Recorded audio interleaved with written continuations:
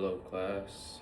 Today I'm here to inform you guys on the college football recruitment process and the ins and outs of that.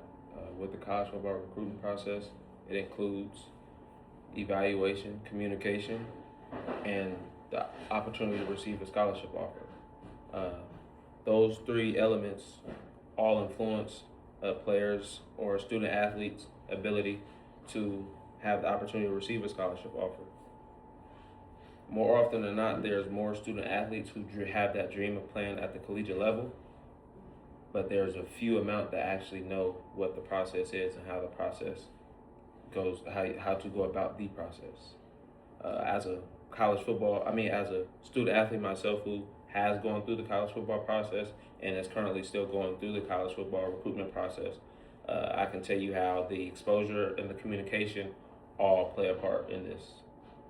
Today, I plan to walk you through the gist of how the evaluation period goes, how the communication period goes, and the grand scheme of how you ultimately receive and go about those scholarship offers. The evaluation process starts when the colleges assess your athletic ability to compete for their institution. They can evaluate you through multiple venues of, you know, whether it be your athletic highlight tape, whether it be your athletic ability, whether it be academically, whether it be through your character, whether it be, you know, all of those gifts. The NCAA actually requires them to take a look at your academics because still being an athlete, you first things first, you have to be a student athlete. So with that, you have to be able to be academically eligible to compete in your respective sport.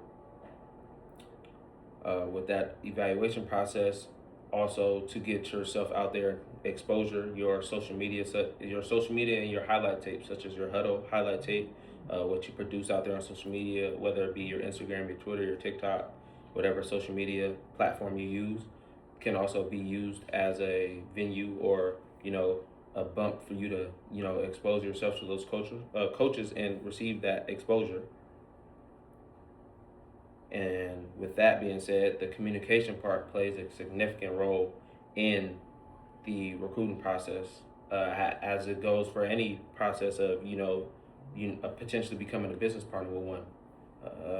You can communicate with these coaches via email, telephone, text messages, social media. As far as the social media goes, you communicate primarily with coaches through the platform Twitter, also known as X now. Uh, Telephone number is the same. You can call, text, FaceTime, uh, regularly how you would do a regular business partner. These coaches, the NCAA has implemented specific rules and periods where you can contact these coaches, such as the dead period where there's no contact between you or any of these coaches, the quiet period where there is a certain amount of time where you can talk to these coaches and reach out to these coaches and get in touch with these coaches. And when there's a contact period where it's free game and coaches can come see you, you can go see coaches, and you can do anything under the sun as long as it's not super illegal, as far as I know. With that communication process, you know, you build these long and drawn out relationships with these coaches, and sometimes it doesn't result in the end result you want of getting that scholarship, and that's okay. But you never know where these coaches may end up along the road, where you might need them in a time of need, whether it be down the road for a business opportunity, as far as with outside of sports. Lastly, I'll go into the scholarship opportunity. When you receive a scholarship, there's several different types of scholarships, but through this scholarship opportunity, when a coach or a school offers you a scholarship opportunity, it's they're offering you an open roster spot on their team, and through that, there's two options for scholarships offer, whether it be official offer, where that's a school giving you the opportunity to compete at their institution for 4 years. Pay, like, they cover for everything, whether it be expenses for school, your stay, and everything under the sun. As far as that, they would take care of that. And then partial scholarship, where they pay for only a certain amount of things, whether it be they already are paying for your books and you still have to pay for your own food and place to stay, or whether it be vice versa and you mix the whole order up. Partial scholarship is them not paying for your entire complete stay for you to compete at their institution for 4 years. Through that, when you are offered a official offer, you can go on your official visit, and that's when coaches in that respective school that you have been communicating with, you go through and they pay for you to travel and come see their facilities and kind of give you like a big welcome home tour, I would say, or a welcome home showing of their facilities and their coaches, and you meet everyone and the whole nine like that. And then your unofficial visit is where you alone take your own money out of your pocket to go visit and go see these coaches, and it's still the whole get around. You still talk to coaches and you still get the experience, but it's not fully catered to because they're not paying for you to come out. You have to find your own way of travel out there. As far as with that recruiting process, at the end goal, there goes the commitments. When you hear somebody is committed, they can verbally commit to a school, but they haven't signed any legal documents binding them with that institution. As far as the commitment goes, when you actually commit to a school, the National Signing Day is also, it's around that first week of February window.